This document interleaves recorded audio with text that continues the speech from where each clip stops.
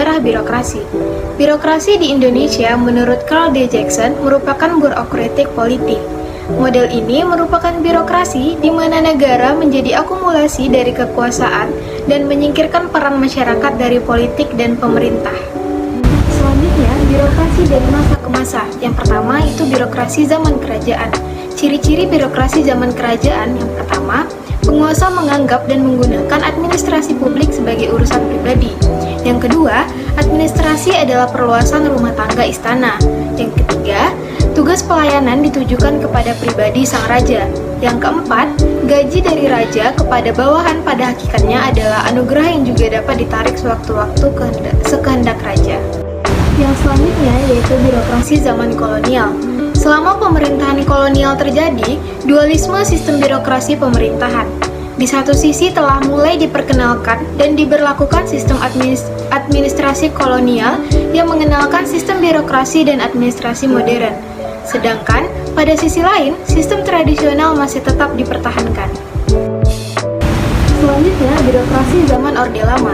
Berakhirnya masa pemerintahan kolonial membawa perubahan sosial politik yang sangat penting bagi berlangsungnya sistem birokrasi pemerintahan. Pertama, bagaimana cara menempatkan pegawai RI yang telah berjasa mempertahankan NKRI tetapi relatif kurang memiliki keahlian. Yang kedua, bagaimana menempatkan pegawai yang telah bekerja pada pemerintahan Belanda yang memiliki keahlian tetapi dianggap berkhianat pada NKRI. Selanjutnya, birokrasi zaman Orde Baru. Birokrasi pada masa Orde Baru menciptakan strategi politik korporatisme negara yang bertujuan untuk mendukung penetrasinya ke dalam masyarakat sekaligus mengontrol publik secara penuh. Pada masa Orde Baru, birokrasi menjelma menjadi sebuah kekuatan politik yang dominan dalam merumuskan berbagai kebijakan pembangunan. Selanjutnya, birokrasi zaman reformasi. Publik mengharapkan bahwa dengan terjadinya reformasi akan diikuti pula dengan perubahan besar pada desain kehidupan bermasyarakat, berbangsa, dan bernegara, baik yang menyangkut dimensi kehidupan politik, sosial, ekonomi, maupun kultural. Perubahan struktur kultur dan paradigma birokrasi dalam berhadapan dengan masyarakat menjadi begitu mendesak untuk segera dilakukan mengingat birokrasi mempunyai kontribusi yang besar terhadap terjadinya krisis multidimensional yang tengah terjadi sampai saat ini. Namun, harapan terbentuknya kinerja birokrasi yang berorientasi pada pelanggan sebagaimana birokrasi di negara-negara maju tampaknya masih sulit untuk diwujudkan. Baik, selanjutnya C. Perkembangan reformasi birokrasi di Indonesia. Pasca runtuhnya era Orde Baru, dalam reformasi birokrasi Indonesia tahap pertama pada tahun 2010 hingga 2014, Indonesia melakukan transisi dari model birokrasi sebelumnya, suatu struktur birokrasi yang tampak seperti model Weberian, namun dalam penerapannya lebih dekat kepada model patrones yang sentralistis, berbeda dengan era Orde Baru.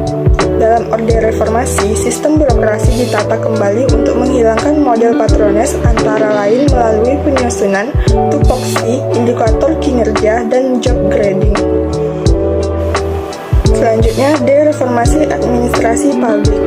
Reformasi administrasi publik menurut Montgomery dalam Hidayat tahun 2007, nomor 1 adalah suatu proses politik yang didesain untuk menyelesaikan hubungan antara birokrasi dan elemen-elemen lain dalam masyarakat, atau di dalam birokrasi itu sendiri, dengan kenyataan politik.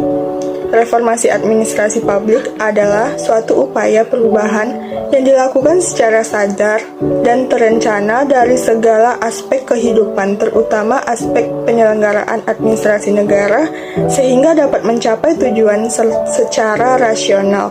Walaupun kegiatan terencana merupakan ciri utama dari reformasi administrasi, namun konsep tersebut belum menjadi sosok yang jelas apalagi baku.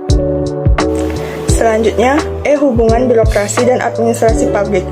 1. Birokrasi pemerintah dibentuk sebagai organisasi publik dengan maksud untuk melayani dan melindungi kepentingan publik. Konsep kepentingan dan publik berkaitan dengan kebutuhan yang dapat berupa barang atau jasa. Konsep pelayanan adalah cara melayani atau usaha melayani kebutuhan orang lain. Dalam pelayanan publik, orang lain yang dimaksud adalah warga negara sebagai konsumen. sedangkan pihak penyedia layanan bisa swasta melalui mekanisme pasar. Yang kedua, inti dari administrasi publik adalah sistem birokrasi yang diharapkan dapat menjalankan perannya secara optimal dalam menjalankan fungsi-fungsinya. Yang ketiga, pemerintah dituntut untuk dapat bersikap responsif terhadap berbagai tuntutan masyarakat. Yang keempat, kebijakan publik tercermin dari pelaksanaan tugas birokrasi dalam pelaksanaan pelayanan publik. Kesimpulannya, birokrasi dan administrasi publik keduanya merupakan komponen penting dalam pemerintahan dan organisasi publik. Birokrasi mencakup struktur hierarkis dan prosedur yang ketat untuk mengatur operasi pemerintah atau organisasi.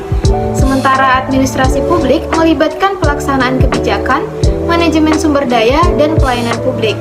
Dalam konteks pemerintahan, birokrasi memainkan peran dalam menjalankan kebijakan yang ditetapkan oleh pemimpin politik. Sedangkan administrasi publik mengatur proses sehari-hari untuk mencapai tujuan tersebut. Keduanya harus bekerja sama untuk mencapai efisiensi dan efektivitas dalam penyelenggaraan pelayanan publik.